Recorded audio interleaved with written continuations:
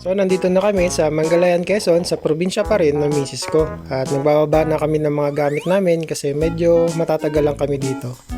Siguro mga 2 days lang. Alam niyo naman, 2 weeks lang yung bakasyon namin kaya sinusulit namin bawat araw. At lahat ng lugar na pupuntahan namin sa bawat pamilya namin ay dapat hati. Siyempre, 2 na yung pamilya ko. 1 week sa kabila, 1 week sa amin. Ito pala yung bahay ng biyanan ko.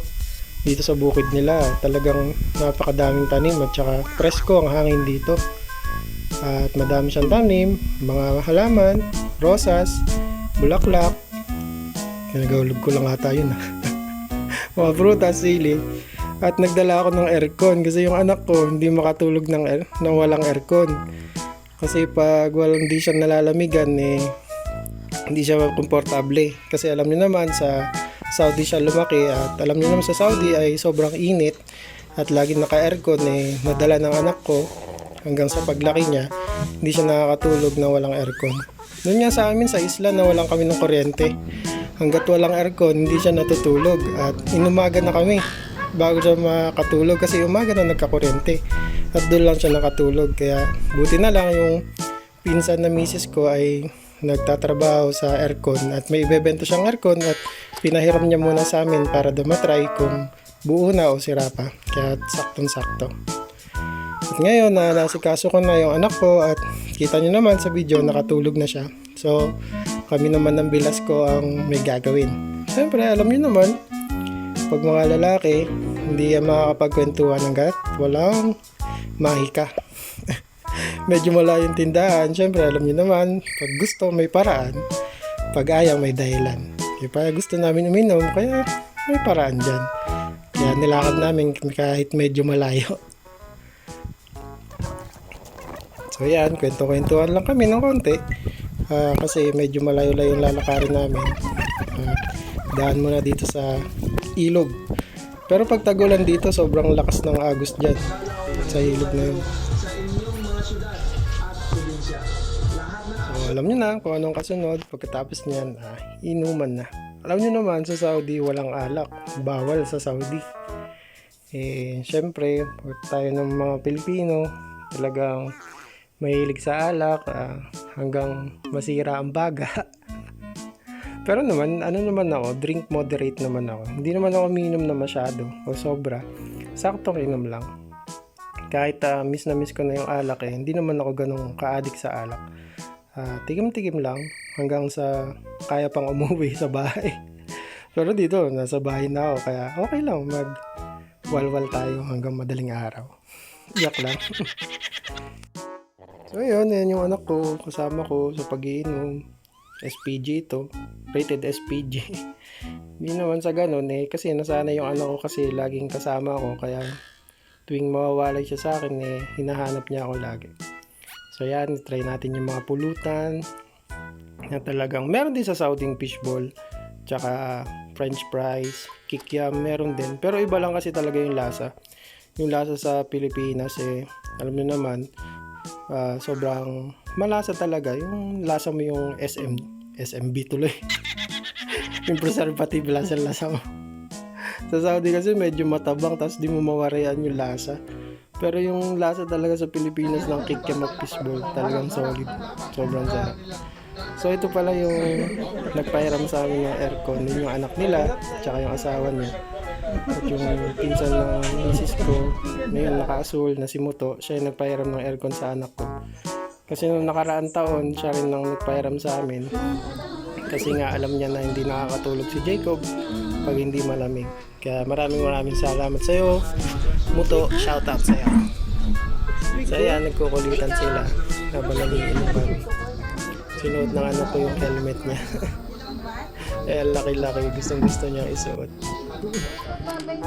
At medyo late na rin at hanggang sarap talaga dito. Sobrang tahimik at uwi na rin sila. Dumaan lang sila para magpakita sa amin. At nagpasalamat din ako sa pahiram nila ng aircon. Papa will not go.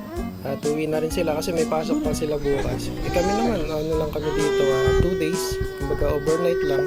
Tapos balik na uli kami kasi 2 weeks lang yung bakasyon namin. 2 days lang kami dito, kaya sinusulit namin bawat araw.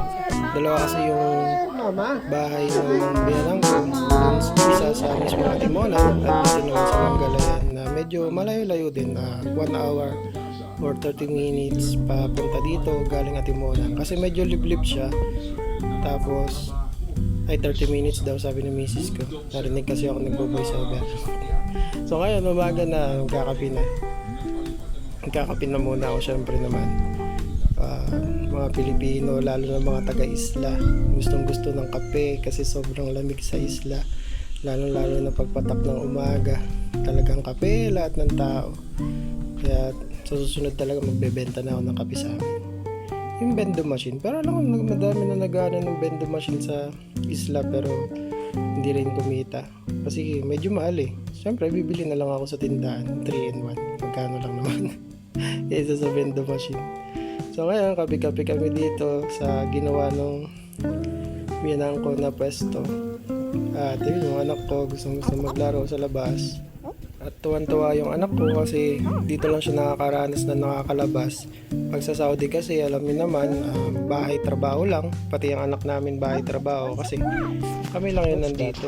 Kami lang mag-asawa yung natin sa ibang bansa at wala kami pagkakabilin ng anak namin. At sa karsada naman, hindi naman pwedeng pabayaan mo yung anak mo kasi medyo malawak ang karsada dito at medyo maigpit din. Kaya sa Pilipinas, tuwan-tuwa siya at nakikita ko na masaya siya habang nasa Pilipinas kasi nagagawa niya lahat ng hindi niya nagagawa sa Saudi. So ngayon, umaga na, ay hindi pala umaga na pala kanina. Hindi ko lang na-vlog. Nalasing kasi ako.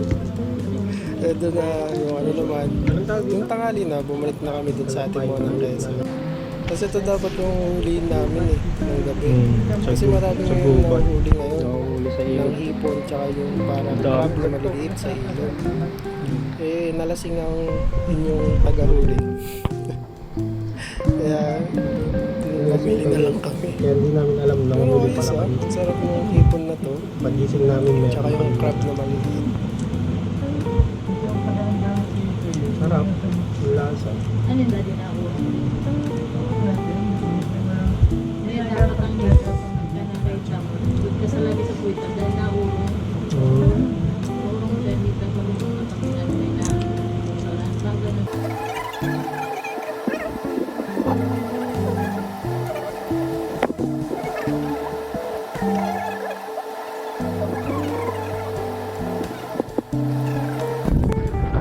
Boom! Gulat ka, no? Nasa dagat na tayo. Alam mo naman, 2 weeks na yung bakasyon natin, kaya kailangan sulitin natin. Kaya naman, papunta ako sa Isla Talim, kung saan ako nakatigil, at kung saan ako lumaki. Kaya let's go, sulitin natin, kasi ilang araw lang at babalik na naman tayo sa ibang bansa. So, hanggang dito na lang, see you on next vlog. Bye!